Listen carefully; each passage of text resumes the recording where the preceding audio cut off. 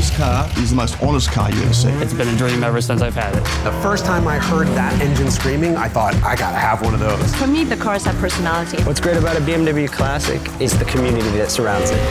When you listen to that, that's why we're here.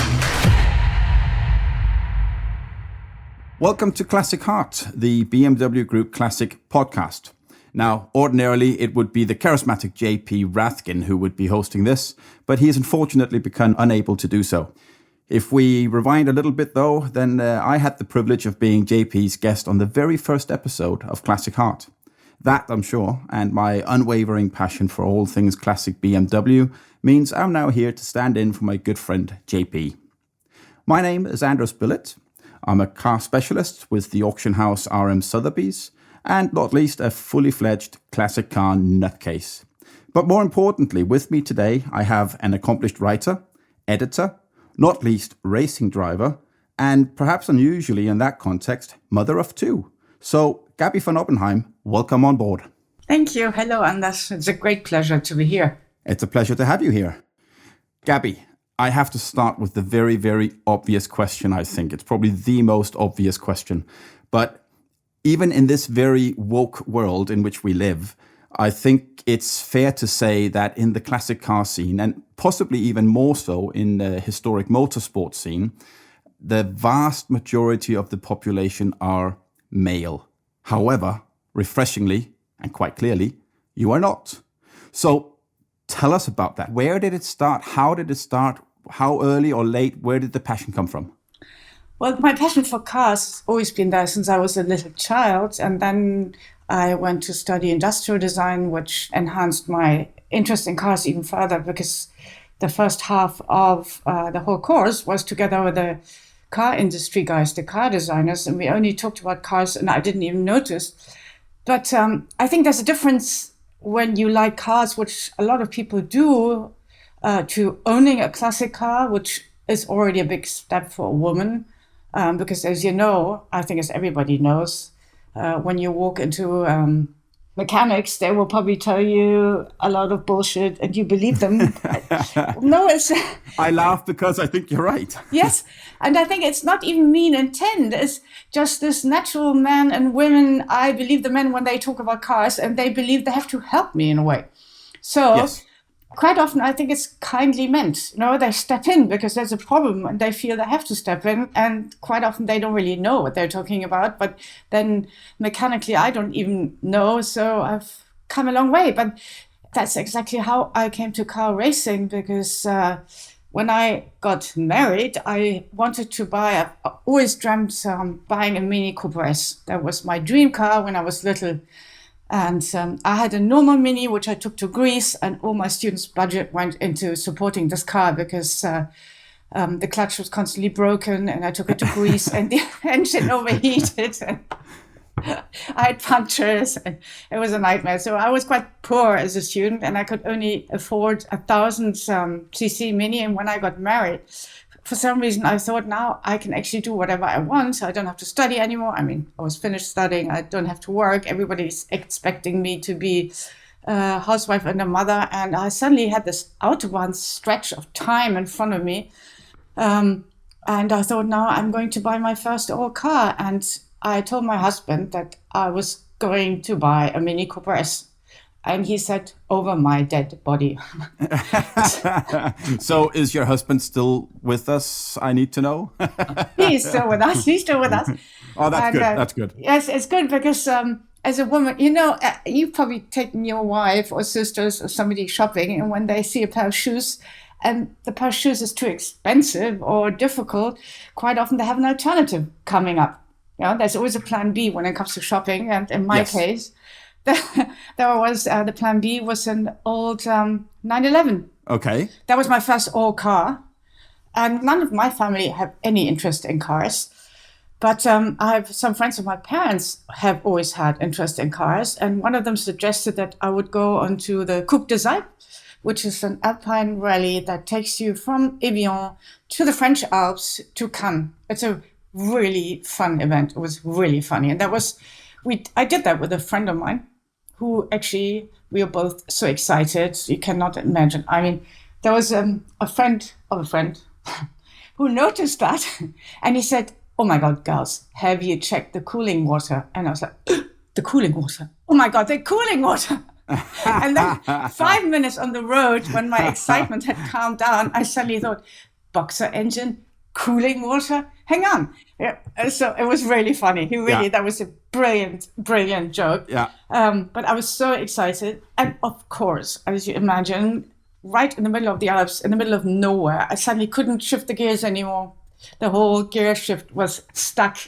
I was pale. I was trying to reach my mechanic Saturday afternoon. Of course, nobody would answer. We were in the middle of nowhere because in the summer, all the little villages in France are closed as well. Yeah. So I was hectically trying on the phone to reach anybody who could help me. Once my friend interrupted me and she said, Gaby, actually tried to tell me because somebody had already stopped to help us. And she said, Gaby, here's a mechanic. This guy is a Porsche mechanic. So I put down my phone and he just went under the car, which was just on the side of the road. And he said, I know exactly what your problem is. You're missing an M8. That is the counter screw of a screw, which doesn't really exist in France, but that basically holds the cable of the clutch intact.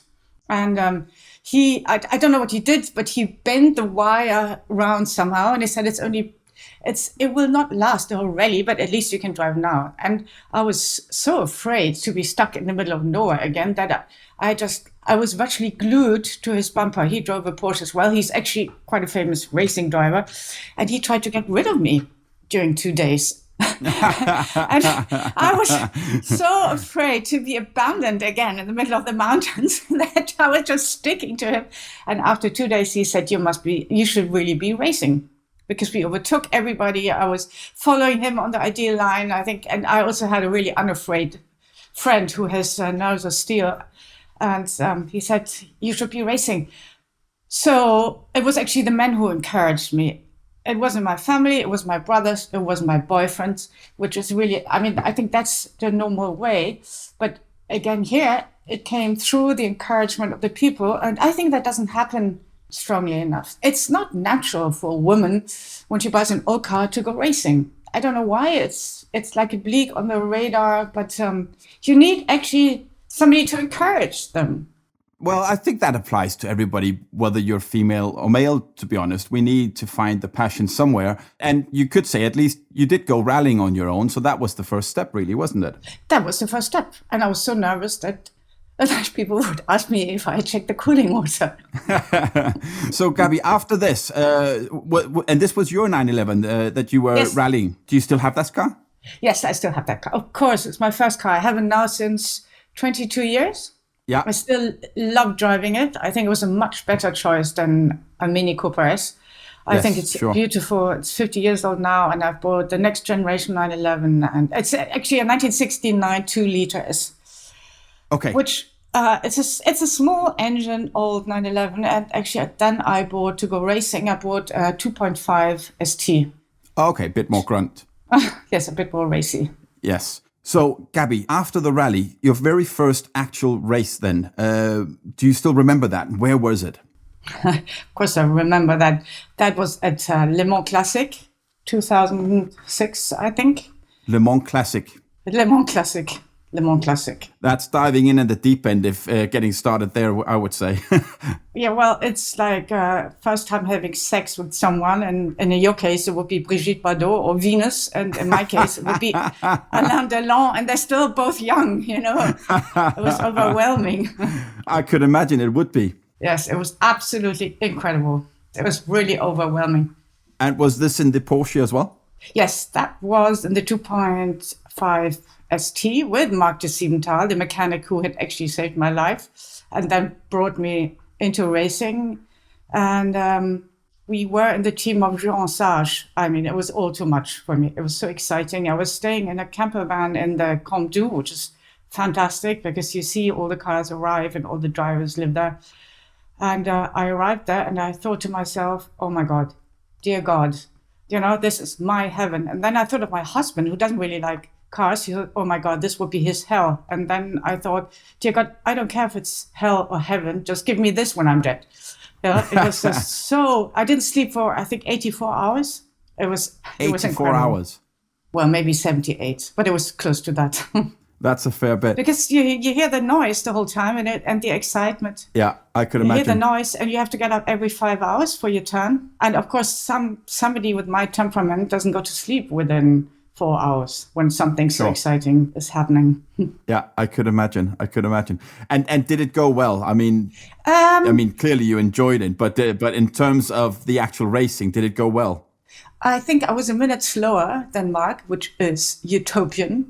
I think when I finally saw the flag, I was in tears. It was very interesting because it was really my first race. And of course I would have been much slower. You know, you don't start golf and suddenly play with somebody who has a handicap of 3, the same level. But it was interesting because I said to myself, take yourself 2 years and start training and see whether you like it, whether you have a talent, and whether you can do it.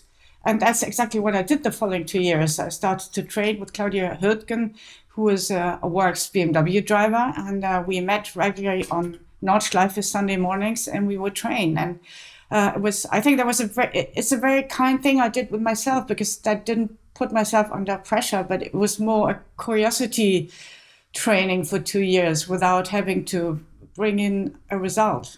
Yeah, I can imagine. Yeah, absolutely. I believe you were racing under a different name, though, weren't you? The different name came through the blog I did at the time. That was called Meals and Wheels, Cutting Corners and Carrots. And it was about my dedication to cooking and to driving, which takes, in a way, the same amount of respect to the processes and the concentration and dedication.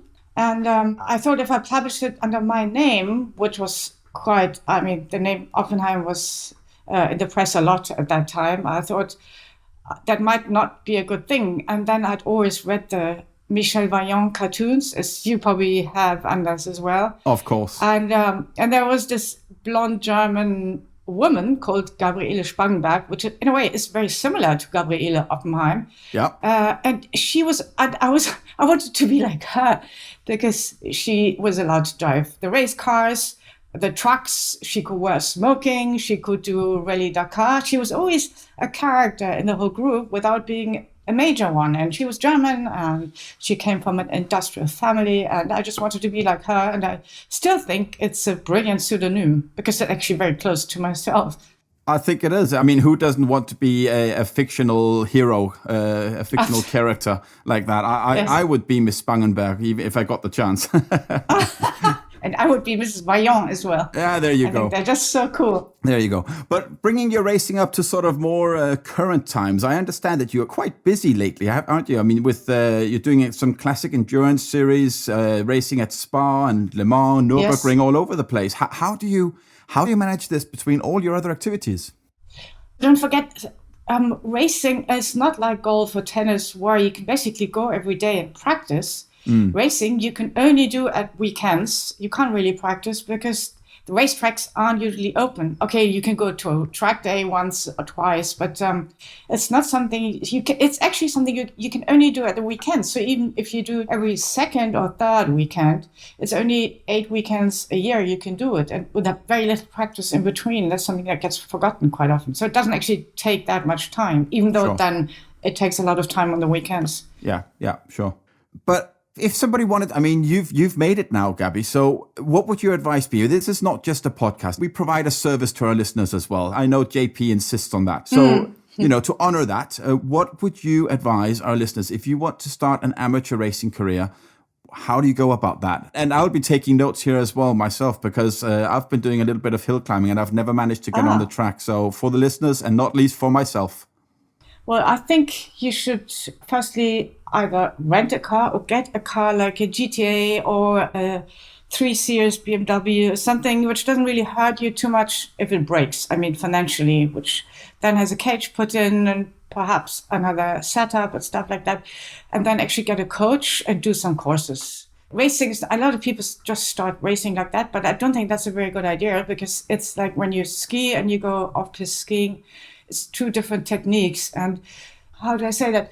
Basically, racing is like yoga. There's no shortcut in the turns. You go from A to B to to see. You cannot go from A to G to H. You cannot make yourself quicker if you don't know the technique of it. So I would suggest that you actually academically learn the technique first with somebody who knows much better and coaches you and encourages you. And do it in a car which you don't love. I think that's the easiest way. And of course, there are track days. Some, like the Nürburgring, is open to the public some Sundays and in the evenings, but grasp every opportunity. But I think respect is something. Don't think it's easy. Respect it and take somebody else's advice who's proven to be much better than you are. Yeah. Despite you having done this, I mean, there must be moments where it got scary. Have you been frightened ever? Have you ever crashed, or have you been close to crashing?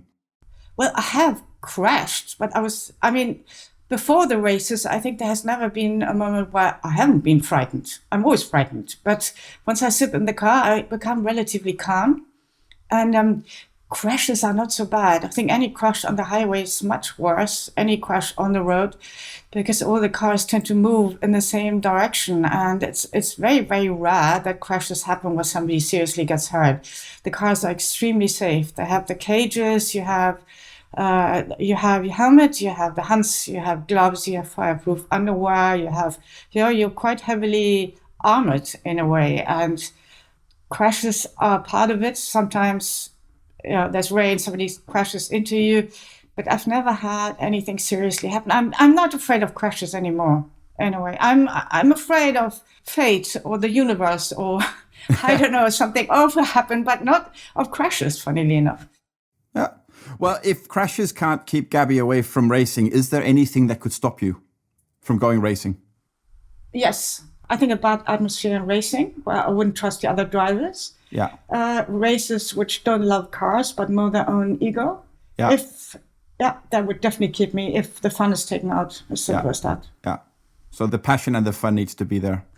Or if people cheat a lot, and that happens as well. That's boring as well. You mean when they set the cars up differently than what the regulations... Yes. Yeah. I can follow that. It's not really winning any longer then, is it? No, it's not a competition. No. I think it's not a game. It's becoming too serious, and it's an amateur sport. Yeah, it would be more understandable. I mean, not saying it's more acceptable, but it would be more understandable in modern racing, I suppose, where there's a lot of money and image on the line for large corporations. But I agree with you, in historic motorsport, it really shouldn't happen. No, it does happen, but it shouldn't happen. Yeah. On the topic of modern motorsport as well, I mean, you're super active in the historic racing scene, but do you follow modern racing as well, or is it just the historic stuff that does it for you? It's just the historic stuff that does it for me, because I think in modern racing, it's contradictory, because in modern racing, you try to be as quick as you can with a car, and modern racers care much less about the cars.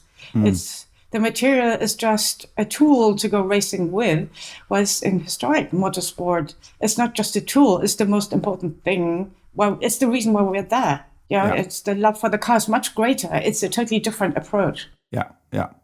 Gaby, back to a more upbeat subject. Let's talk about your cars, because I believe you've curated quite a wonderful little collection spanning quite broadly, really, because I know you've got your original Le Mans winning Alpine. I believe it's 8210, if I remember correctly. Yes. And of course, you've mentioned your Porsche, which you still have.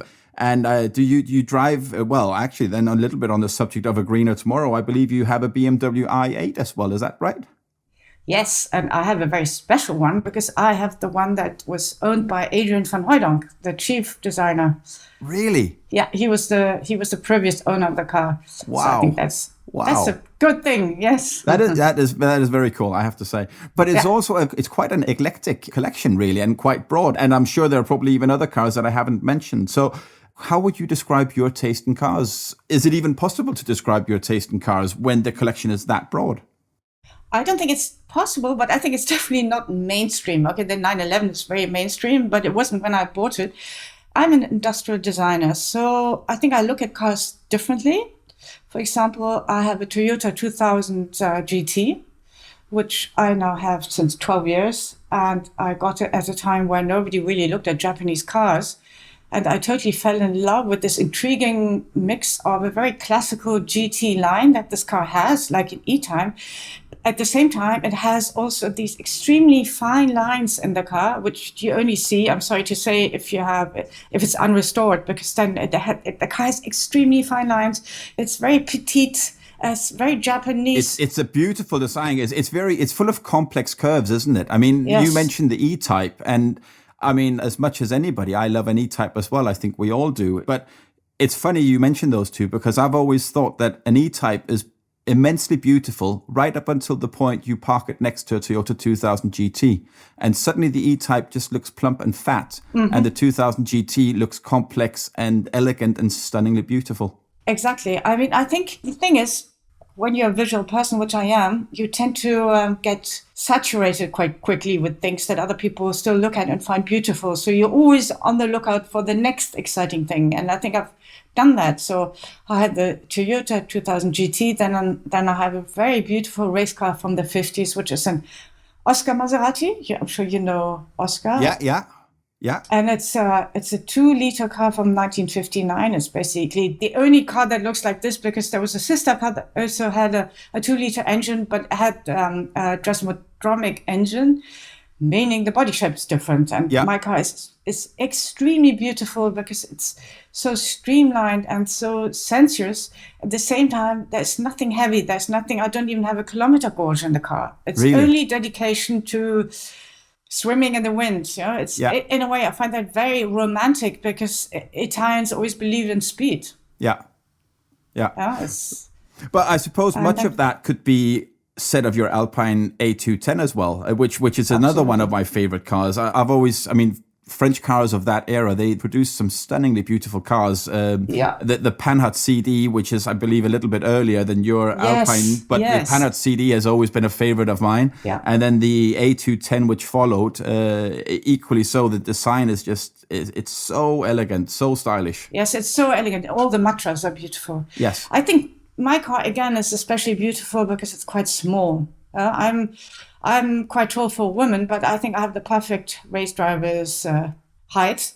And the car only has a 1.5-liter engine. It's tiny. It looks like a dragonfly. It's really, it's like an elf on the racetrack. It's really supreme, and it's got something supernatural about it. I find it also very beautiful. But I tend to have cars which not many other people know or have. Yeah. I think I tend to look at cars differently and find beauty in things where other people, it's not very difficult to find the Alpine beautiful, but I've always loved it. And then I have something which is design-wise fantastic.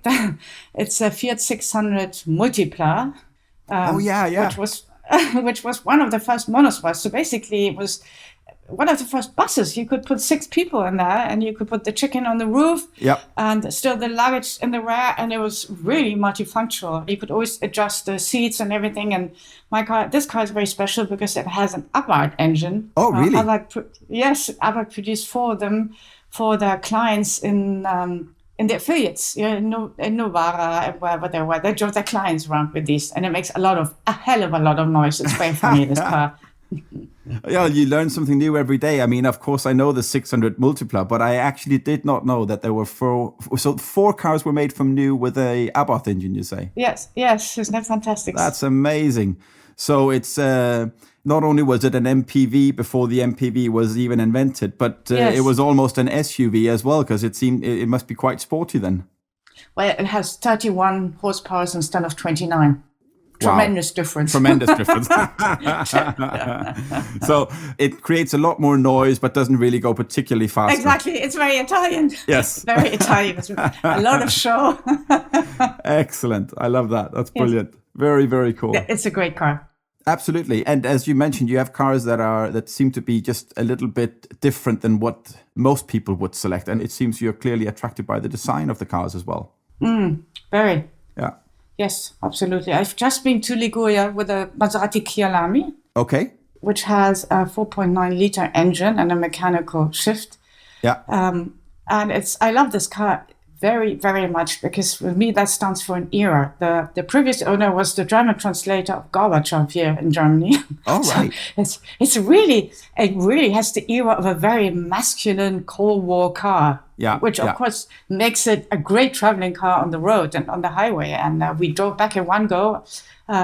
My best friend, still my best friend, after the ride, 12 hours from Genoa to Cologne, and we weren't even tired after that. Every meter was fun. Incredible. You wouldn't have that in a modern car with all the modern seats and everything. We couldn't believe it. Yeah. It's a proper GT, isn't it? It's wonderful. Yeah. Just for Le Mans Classic, where you would of course been racing, I drove down from Denmark in an old Aston Martin DB6. It's very old school. It's a big heavy bus, but it was amazing. It's a proper GT, and you drive such an old car that far, and you get there, and actually we weren't tired. It was really comfortable. It was doing what it was built to do. Isn't that interesting? I don't know what they do with modern cars, but after 5 hours in a modern car, I'm exhausted. Yeah. No, I agree with you. I think the old GTs, they nailed it with those cars, didn't they? Absolutely. Like the Maserati you mentioned as well. Yeah, absolutely. But that's a very different design, though. That's quite boxy, isn't it? The Maserati. It's very boxy, and it was a time where architects were still drawing the cars by rulers. They were using rulers, and I think you can really see that in the car, and that's what I love about the car as well. It's really an expression of what people thought were cool at the time. Do you know what I mean? It's really a piece of design in the sense that you look at it, you smell it, and it transports you back into an era where there's nothing left of it. It's really a very clear statement of design. But isn't that also why we generally love classic cars? I believe every classic car, it's a time machine. You get into it. You start by looking at the car from the outside, and then you get into it and you look at the design inside, and then you drive them, and everything, it transports you back to another era, whether that be the 70s or the 60s or the 30s or whatever it is. Every car is an expression of the time it was manufactured, designed and manufactured. And I think this is what's so fascinating, that it's like a miniature time machine that we can get into just for a short while, and escape from the world we live in today and go back to what we perhaps at least perceive as a more romantic time that used to be. I totally agree. Gaby, there's one more of your cars that I really, really need to talk to you about, because I believe that you have also a BMW 2002. Is that correct? Oh, yes. And I love this car. See, now it's going to go off the tracks, because you and we can probably talk 2002 for the next 5 hours, if not more. Can we? I'm sure we can. My very first car that I bought 30 years ago was a BMW 2002, and I still have it to this day. In fact, I have two 2002s in my garage, but I still have my first one, and I just adore these cars. They're so simple, unadorned, but in a good way, and it's just about driving. You get in, and I can't drive it without smiling. It's just impossible. But I know all of this. What I want to know is, with all of these really special cars that you have in your little collection, a 2002, why? Tell me about it. Because I needed something to race in Germany. I had my Porsche was raced mostly in France, and you cannot just bring one car to another country and have other mechanics look after it. The mechanics are all incredible divas. Don't take their cars away and give it to somebody else. It's not possible. So I thought I need a car to race in Germany, and I have a 1965 911 that I race as well. But these cars are actually quite difficult. The setup and everything. And somebody said, why don't you get a 2002? And as my mother had an 1800 Touring when I was little, which was disco green, a totally cool car. Yeah. I thought, why not? And I bought this car, and I drove it in my first race with Claudia, and both of us got out after our stints, and she said, did you get it sideways? And I said, no. Did you? And she said, no. This car is so incredibly, it's so swift, it's so quick. And last year, because I've been racing it now for 10 years, we only changed the body around, and I'm just so confident in the car that the interaction between the car, as you say, it's so unadorned. There is so much power. It's so when you change gears in a Porsche, the gear shifts are like it's made out of glass. And in this little BMW, you just shift gears full of confidence. You go boom, boom, boom. You feel like a Formula One driver from the 70s. So cool. And it's also a car that a surprising amount of people come to me in the box and they say, oh, my father used to have a car like that. In fact, Claudia's father and the father of the mechanic who's looking after the car, they were racing each other in hill climbs at the time. There you go. And none of them were very rich. So it was a very affordable and democratic car. And it's still a car that when I break something, it's not going to cost me the world. Yes. I think this is the car which I take most to the limit because I'm not so afraid of breaking it. I have total confidence. I trust it infinitely. It has wonderful technology and it just goes like hell. It's unbelievable. Well, it's funny because everything you say, it resonates with me because I have the 2002 that I've had for 30 years. That's a road car, very stock and standard, as pretty much like it left the factory. And I take very good care. I drive it a lot, but I also take good care of it. But my second 02 is the one I hill climb. So I suspect the specs of the car would probably be relatively similar to your race car. Maybe not quite as high strung, but similar nonetheless. And equally, the way I drive it is exactly like you say. You dare actually drive this car at 10/10. It's not going to bite you. It's a friendly beast. It's on your side, and it's just so exhilarating, isn't it? It's on your side, your team. Yeah. And Gaby, I think we all agree when we say that we're keepers or custodians even of classic cars more so than we are owners. We have the responsibility to pass them on to the next generations.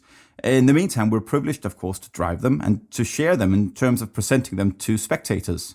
But I feel that while all classic cars, they look pretty standing still, but they just look even better when in motion. And this is probably even more true of historic race cars.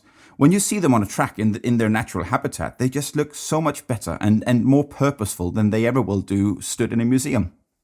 Yes, I agree. They smell much better too. They sound much better. Yes, there's that too. And a friend of mine was watching Le Mans this year, and he had such pleasure seeing all the cars going. Yes, of course, it's incredible to see all these cars in the in all these famous turns. And I think it's even greater pleasure to be in a big crowd of other cars and see them moving around you. I think that's the highest for me, and that's why I now understand that Le Mans Classic is much less of a race where you can win, but you get the chance to actually experience something that nobody else in the world can experience at that moment. It's only the 80 cars around Absolutely. you. And I remember the sun setting in the Dunlop Crest. I remember a 908 Longhack overtaking me at dusk. You have all these moments where cars move around you and you're dancing parallel with them. It's just the most beautiful dance in the world. And it's romantic even, isn't it? Oh, it's very, very, very romantic and sexy, everything. Yeah. But yes, and I think in a museum, you're right. You are running a museum. I find it also, the question of a museum is a really interesting one, because with the Museum of Applied Arts here in Cologne, we've done a driver day because we wanted to bring the cars into the context of the design museum, which naturally cannot exhibit cars. It doesn't have the space. But thankfully, we have a road. It's a square that we're in the center of the city, and the whole inner city was cut off, and only old cars were allowed to go in. And everybody had a chance to present their car, and we had a speaker who would describe the model, and even the hundreds 911, he still had something special to talk about in the car. And it was very interesting because we brought together museum people who would never look at cars usually, and car people who we suddenly brought into the museum. And I think that's a very important context for these cars, because I guess what's happening in your museum as well, and in Stuttgart and in the Mercedes museums, which are amazing museums, but they still present cars, cars in the car context. Whilst if you have a car like in the MoMA, the race car in the MoMA, or the Seat in the MoMA, people remember these cars because they're suddenly put there in a different context. It's true. Like magic dust by Tinkerbell that says this is not a car, this is a piece of design. Yeah. It's a piece of culture. And that's why it's in this context. And you should think about this. And this can actually, I'm very sorry to say, only be done by people who are allowed to decline or who define culture. So museums directors of arts and design. If they take a Venini vase, put it onto a podest and put it in an exhibition, everybody knows it's art. That's why it's put in this museum. They will start thinking about it. Why is the Fiat Panda in the museum? And whilst the Fiat Panda in the garage of your neighbor who's freezing his bum off all winter to repair the carburetor or something will not be considered a piece of art. But if it's in a museum which has an art or design context, the neighbor will start thinking about why it's there. Even if he or she might not understand it, still there will be a different perspective. And I think we still need that a lot more if we look at cars. I agree. I think we can enlighten the public who might not view cars like you and I. And it's not that we need to make them car enthusiasts, but I think it's important that the world understands we spoke about this, but the culture and the history that lies behind the whole concept of a car. Yes, and what the car has done for the countries here in Europe. I think you will not find a family album full of photographs from the 50s without the first car in there. It was very a family true. member. It's really a national heritage we have here. It is. And we forget that.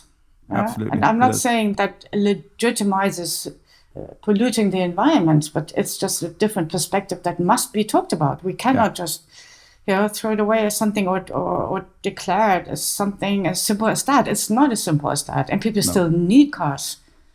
Very true.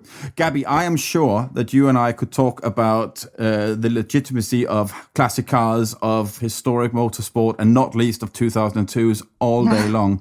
But I'm gonna wrap it up, and I'm gonna wrap it up with one last question. Now, coming back to your old blog, Meals and Wheels. So, in your perfect day, if you were to create the perfect day tomorrow, which car, on which track, and which meal would you sum it all up with? Those three things. Oh my God. I think a perfect day would be driving with a Kia Lamy to Le Mans Classic with my camper home already being there. Then I get to sit in my Alpine and have at least 10 laps on this track. And then after, I would have probably, let me think, something Italian, definitely, I think. Some really hearty, I think some pasta and some fish. Sounds perfect. I think that would be good. And probably a little bit of Franciacorta. Perfect. Well, if you do that tomorrow, please, can I come along? Yes, please. Let me do that tomorrow. Unfortunately, it's not possible. But next year, it's 100 years of Le Mans. It is in the modern race, and that is going to be amazing, I think. I'm sure it will be. That's going to be quite a celebration, isn't it? And I take it you'll be there with your Alpine racing? Yes, Absolutely. definitely. Excellent. Even with a broken leg or whatever, I'll definitely be there. Will you be there? Yes, I'll be there as well, of course. You have to be there. Yes. It's a must. You have to be there. Who knows if we have another 100 years of racing like that. Exactly. We probably we won't have, so celebrate it while it's here. Exactly. Gaby, I hope I see you before that, but if nothing else, for sure, at next year's Le Mans Classic, we will see each other there. Let me thank you very much for coming along for this and for spending time with us today, talking about your racing and your beautiful collection of cars. Thank you so much for that. Anders, thank you for interviewing me. It was such a pleasure for me. Excellent. Thank you very much, and let's catch up soon. Thank you. Bye-bye. Okay. Bye-bye.